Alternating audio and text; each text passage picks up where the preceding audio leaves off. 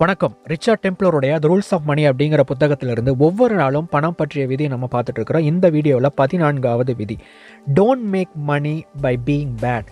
அதாவது தவறான வழியில் பணம் சம்பாதிக்கக்கூடாது, தவறான நபராக இருந்து பணம் சம்பாதிக்கக்கூடாது அப்படின்னு சொல்லிட்டு ரிச்சர்ட் டெம்ப்ளர் இந்த 14வது விதியில் நமக்கு சொல்கிறாரு.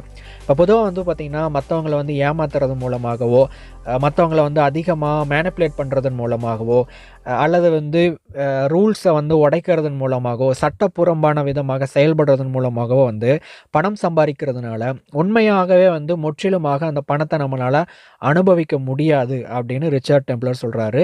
அது மட்டும் இல்லாமல் சரியான வழியில் பணம் சம்பாதிக்கிறதன் மூலமாக நமக்கு மனம் நிம்மதியும், அதே சமயம் நம்ம சம்பாரித்த பணத்தை நாமும் நம்முடைய குடும்பமும் நமக்கு பின்னாடி வரக்கூடிய நம்முடைய சந்ததிகளும் அதை நல்ல முறையாக பார்த்திங்கன்னா அதை அனுபவிக்க முடியும் அப்படின்னு சொல்கிறாரு.